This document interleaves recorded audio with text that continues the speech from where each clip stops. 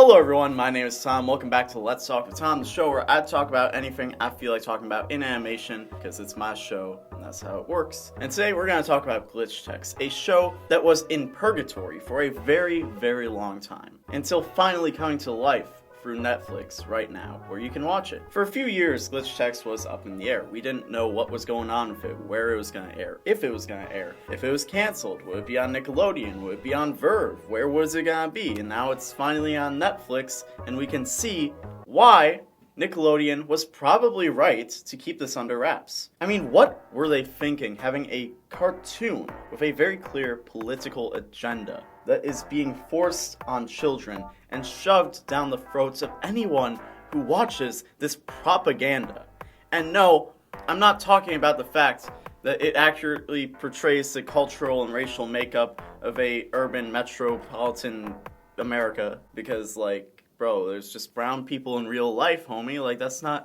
There's nothing political about that. Why we even gotta talk about that, homie? People wear hijabs. That's not... No, I'm talking about the extremely divisive, deeply political, borderline Orwellian belief that gamers deserve rights, that gamers are human beings as well. Now, before people start pointing fingers at me, let's make one thing clear. I do not have a problem with the gamers. I have some very close friends who happen to identify as gamer. And I must say that for the most part, they're very fine people. I don't agree with their lifestyle, but outside of that, as long as they don't bring that around the children, the youth of America, who are going to decide the future of our galaxy, because we're gonna reach the galaxy and everything in the future. And I don't think that anyone who knows me or really respects what I have to say would ever make such an accusation as to believe that I have any sort of bigotry towards the gamers. But if my son or daughter came to me and said, "Dad, I want to play League of Legends,"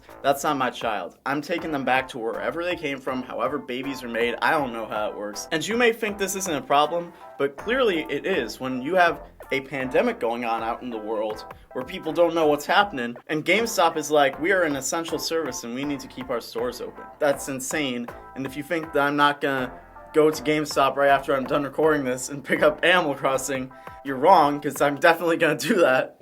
Okay, but for real though, let's talk about this show. Because, yeah, it was held hostage for a while and we didn't know what was gonna happen with it. So now we have it.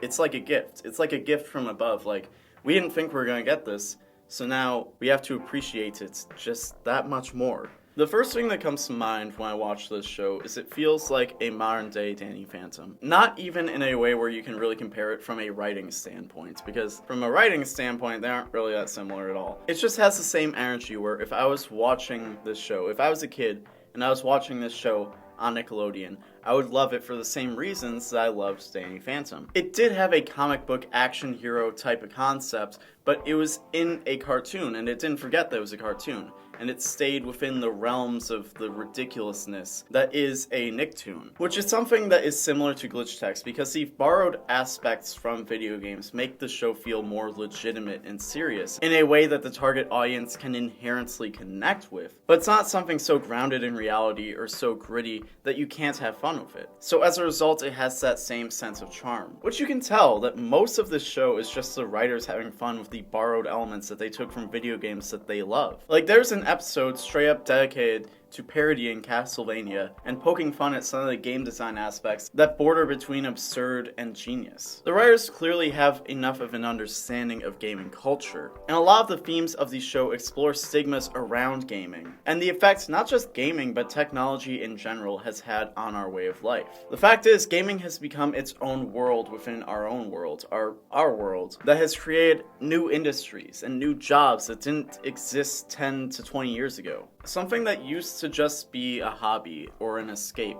can now offer some a future. But the thing is that's something that's still very new. It's something that's only been a thing for about a generation. So there can be a generational disconnect in understanding that, which is illustrated in the families of the two main characters. High Five comes from a family that both actively cultivated and encouraged his love for gaming, and supported his pursuit in turning that into something more and finding a future there. Whereas Miko's parents dismissed not only her passion, but also the opportunities that she was receiving as a result as just a hobby or an obsession. Which is a common experience, because the people who haven't been paying attention to the expansion of the culture of gaming don't understand some of the new practices that are taking place that give these opportunities.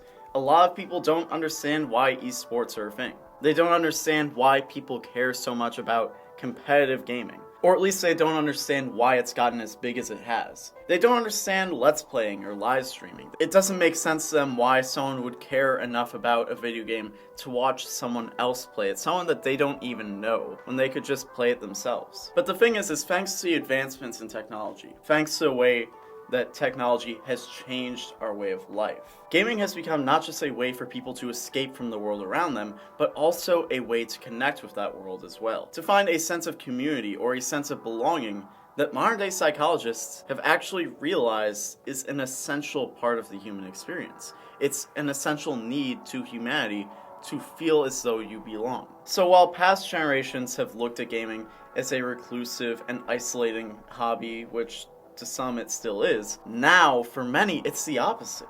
For a lot of people who otherwise have trouble putting themselves out there and connecting with the people around them, it now gives them a vehicle to do that. It now gives them a vehicle to make friends. And the story uses this aspect of the culture as a building block to build relationships between characters, even characters who seem like they might be radically different. It's a common ground. Not only that, but video games have evolved to do more and become a vehicle for storytelling in a way that's more interactive than any other medium. You can step into a world and be a part of its culture, its economy, experience things that you wouldn't be able to in real life. And to identify with a character and their adversity is an exercise in empathy. Even though a story might just be a simulation, the emotions that it evokes from you are real. When you play a video game, even though the experience is a simulation, there's still a layer of reality to it, which is one of the primary themes of the show. The question of how much of what we experience through gaming can we consider real, and this is explored through the existence of these glitches that bring aspects of the games into real life. So the experiences of the characters interacting with these in-universe games are in fact totally real. The emotions involved in interacting with these glitches are real, and to some extent the legitimacy of that does transfer over into real life games. Further pushing this question of how legitimate are these experiences, and the answer is more than you might guess. As much as this show might be a bit hit or miss with the integration of gamer lingo and culture, they are validating the experience of being a gamer, and validating that it's not weird or strange to be emotionally or personally invested in video games or the world of gaming, which is exactly why this is propaganda shoving gamer rights down the throats of children, the throats of our youth. My name is Tom. That's all I gotta say. Roll the outro. Thank you so much for watching Let's Talk with Tom on the Roundtable. If you haven't already, please subscribe and hit the bell for notifications so you never miss a video. And of course, if you enjoyed the video, make sure you give it a like, and you can comment down below to give us your thoughts, or you can find us at Roundtable Vids on Twitter, Facebook, and Instagram, or you can find me at TommyPQM on Tumblr, Twitter, and Instagram. And I even have my own personal channel, youtube.com/TommyPQM, where I don't upload very much, but when I do, it's stuff that I'm like really proud of and I think it's really cool, so definitely check that out if you're interested. And if you want to see more of the stuff that I do here on the Roundtable, definitely check out the Runaway Club, which is like my video essay series, and I do quick chats once a week where I talk about a specific topic in animation. If you want to go above and beyond to support the Roundtable, you can click the join button down below to become a channel member, or you can pledge to us on Patreon, link in the description, and you can even support us by checking out our Teespring, where you can get shirts like this and many more to rep us out in public. As always, my name is Tom. I hope you have an awesome day, and I'll see you next time. See ya!